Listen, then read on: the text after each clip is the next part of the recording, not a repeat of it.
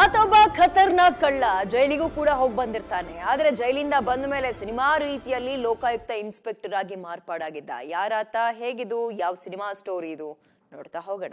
ಬೆಂಗಳೂರಿನಲ್ಲೊಬ್ಬ ನಕಲಿ ಲೋಕಾಯುಕ್ತ ಇನ್ಸ್ಪೆಕ್ಟರ್ ಸರ್ಕಾರಿ ಅಧಿಕಾರಿಗಳಿಗೆ ಬೆದರಿಕೆ ಹಾಕಿ ಹಣ ವಸೂಲಿ. ಇತ್ತೀಚೆಗೆ ಯಾವ ಅಧಿಕಾರಿ ನಕಲಿ, ಯಾವ ಅಧಿಕಾರಿ ಅಸಲಿ ಅನ್ನೋದು ಕಂಡುಹಿಡಿಯೋದೇ ಕಷ್ಟವಾಗ್ಬಿಟ್ಟಿದೆ.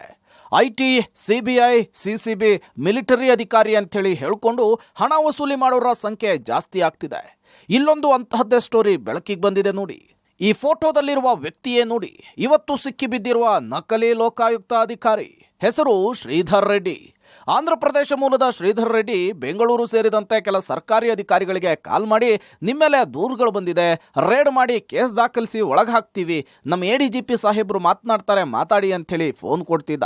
ತಾನೇ ಮತ್ತೊಂದು ವಯಸ್ಸಿನಲ್ಲಿ ಮಾತನಾಡಿ ಆ ಅಧಿಕಾರಿಗಳಿಗೆ ಬೆದರಿಸಿ ಲಕ್ಷದಿಂದ 10-20 ಲಕ್ಷದ ತನಕ ದುಡ್ಡನ್ನ ವಸೂಲಿ ಮಾಡ್ತಿದ್ದ.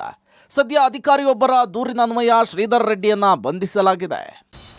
ಒಬ್ಬ ವ್ಯಕ್ತಿ ಬಹಳ ವರ್ಷಗಳಿಂದ ಲೋಕಾಯುಕ್ತ ಅಧಿಕಾರಿ ಅಂತ ಹೇಳಿಕೊಂಡು ಸರ್ಕಾರಿ ಅಧಿಕಾರಿಗಳಿಂದ ಅವರಿಗೆ ಫೋನ್ ಮಾಡಿ ಹಣವನ್ನು ಕೇಳ್ತಾ ಇರ್ತಕ್ಕಂಥ ಒಬ್ಬ ವ್ಯಕ್ತಿಯನ್ನು CCBಯವರು ಬಂಧಿಸಿದ್ದಾರೆ. ಈ ಸಂಬಂಧದಲ್ಲಿ ವಿಧಾನಸೌಧ ಪೊಲೀಸ್ ಠಾಣೆಯಲ್ಲಿ ಈಗ ಕಳೆದ ನವೆಂಬರ್ನಲ್ಲಿ ಒಂದು ಪ್ರಕರಣ ದಾಖಲಾಗಿತ್ತು. ಅದರಲ್ಲಿ ಒಬ್ಬ ಅನಾಮಿತ ವ್ಯಕ್ತಿಯೊಬ್ಬ ಸರ್ಕಾರಿ ಅಧಿಕಾರಿ ಒಬ್ಬರಿಗೆ ಫೋನ್ ಮಾಡಿ ತಾನು ಲೋಕಾಯುಕ್ತ ಇನ್ಸ್ಪೆಕ್ಟರ್ ಅಂತ ಹೇಳಿಕೊಂಡು ನಂತರ ನಮ್ಮ ADG ಸಾಹೇಬರು ಮಾತಾಡ್ತಾರೆ ಅಂಥೇಳಿ ಬೇರೆ ಯಾವುದೋ ವಾಯ್ಸಲ್ಲಿ ಮಾತಾಡಿ ಅವನಿಂದ ಹಣವನ್ನು ಕಿತ್ಕೊಂಡಿರ್ತಕ್ಕಂಥ ಒಂದು ಪ್ರಕರಣ. ಮನೆ ಕಳ್ಳತನದಿಂದ ನಕಲಿ ಲೋಕಾಯುಕ್ತ ಅಧಿಕಾರಿ, ತೆಲುಗು ಸಿನಿಮಾ ನಕಲಿ ಇನ್ಸ್ಪೆಕ್ಟರ್ ಆದ ಕಳ್ಳ. ಮನೆಗಳ್ಳ ಶ್ರೀಧರ್ ರೆಡ್ಡಿ ಕಳೆದ 10 ವರ್ಷಗಳ ಹಿಂದೆ ಮನೆಗಳ್ಳತನವನ್ನ ಮಾಡ್ತಿದ್ದ. ಪೊಲೀಸರಿಗೆ ಸಿಕ್ಕು ಬಿದ್ದಿದ್ದ, ಜೈಲಿಗೂ ಹೋಗಿ ಬಂದಿದ್ದ.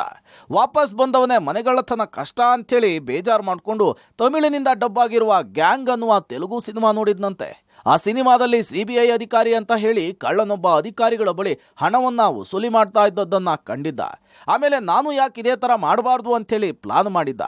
ಲೋಕಾಯುಕ್ತ ಅಧಿಕಾರಿಗಳು ಯಾವ ರೀತಿ ಮಾತನಾಡ್ತಾರೆ, ಅವರ ಕೆಲಸ ಹೇಗಿರುತ್ತೆ, ಯಾರನ್ನೆಲ್ಲ ಟಾರ್ಗೆಟ್ ಮಾಡ್ತಾರೆ ಅನ್ನೋದನ್ನ ತಿಳ್ಕೊಂಡಿದ್ದ ಶ್ರೀಧರ್ ರೆಡ್ಡಿ ವಿವಿಧ ಇಲಾಖೆಯ ಸರ್ಕಾರಿ ಅಧಿಕಾರಿಗಳ ನಂಬರ್ ಅನ್ನ ಪಡೆದು ಬೆದರಿಕೆ ಹಾಕಿ ಲಕ್ಷಾಂತರ ರೂಪಾಯಿ ದುಡ್ಡನ್ನ ಮಾಡಿದಾನೆ. ಸದ್ಯ ಈ ಫೇಕ್ ಅಧಿಕಾರಿಯನ್ನ ಬಂಧಿಸಿರುವ CCB ಪೊಲೀಸರು ಇನ್ಯಾರಿಗೆಲ್ಲ ಚೀಟ್ ಮಾಡಿದಾನೆ ಅನ್ನೋದನ್ನ ಪತ್ತೆ ಮಾಡ್ತಿದ್ದಾರೆ. SSLC ಓದಿ ಲೋಕಾಯುಕ್ತ ಇನ್ಸ್ಪೆಕ್ಟರ್ ಆಗಿದ್ದವನು ಮತ್ತೆ ಪರಪ್ಪನ ಅಗ್ರಹಾರ ಜೈಲಿಗೆ ಬಿಟ್ಟು ಬಂದಿದ್ದಾರೆ ಪೊಲೀಸರು. Umesh, crime bureau, public TV.